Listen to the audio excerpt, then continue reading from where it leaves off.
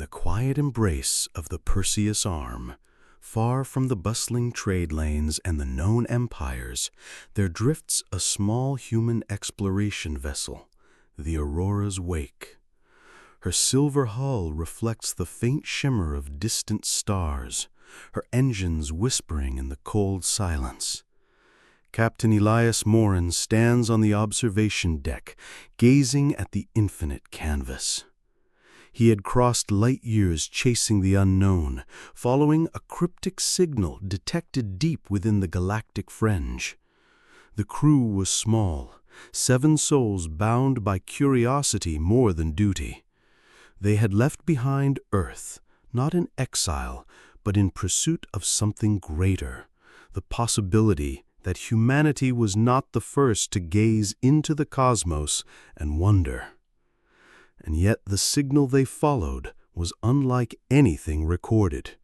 It pulsed in intervals that matched no known language, carried on a frequency just above the cosmic background radiation.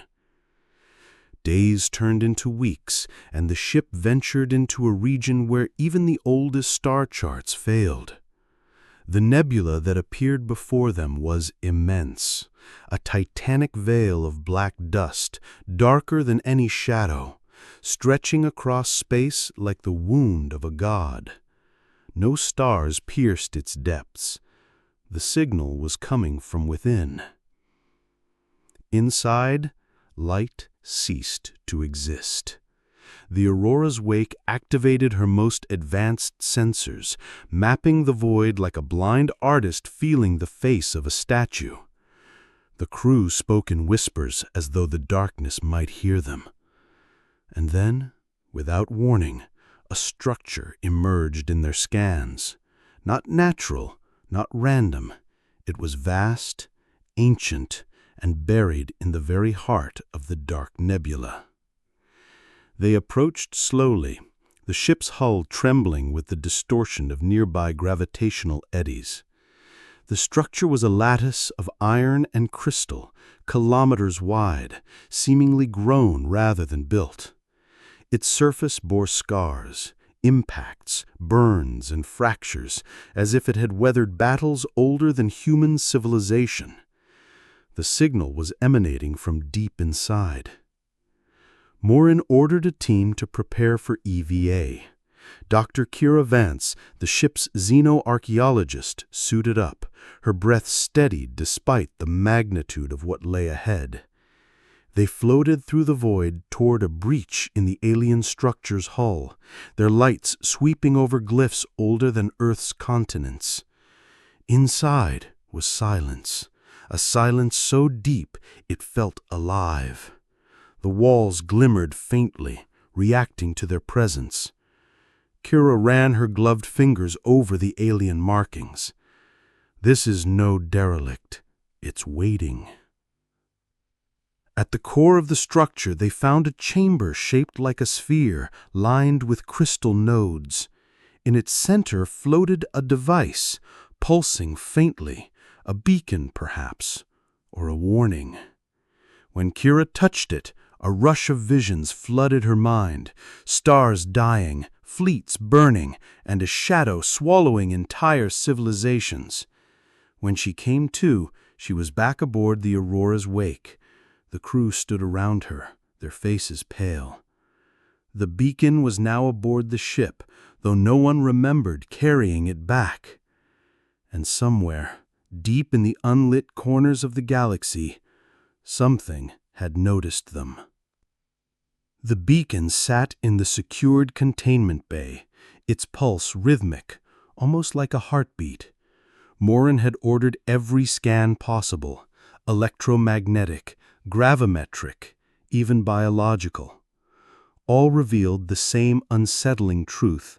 The device was alive in some sense, and it was adapting to them. They set course for the nearest human outpost, a mining colony on the edge of the Deneb system, hoping to consult with xenotech experts. But as they drifted through interstellar space, the ship's long-range sensors picked up anomalies. massive energy discharges in regions where no known star systems existed. Then came the distress signals, garbled, fragmented, and abruptly cut short. 2 days into the journey, the Aurora's wake intercepted wreckage, twisted metal, scorched fragments of hull plating, and drifting bodies, human and alien alike. No single species ships could account for all the debris. It was as if a battle had been fought between a dozen fleets, none of them surviving.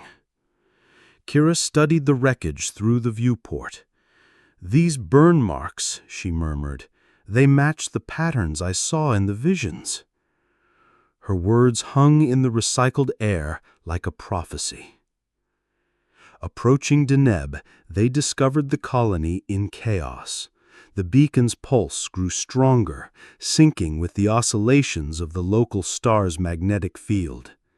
It emitted a burst of energy that disrupted every system in the colony.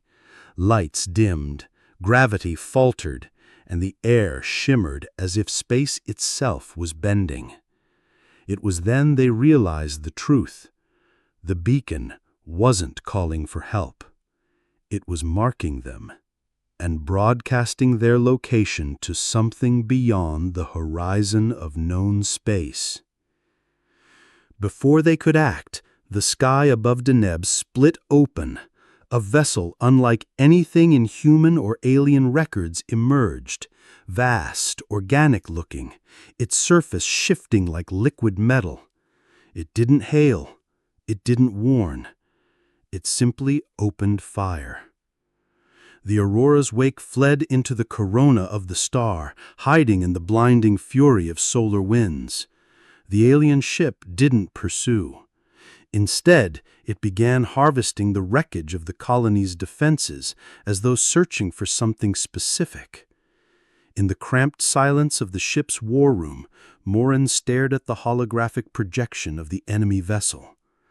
"This isn't an invasion," he said softly. "It's a hunt." And they were the prey.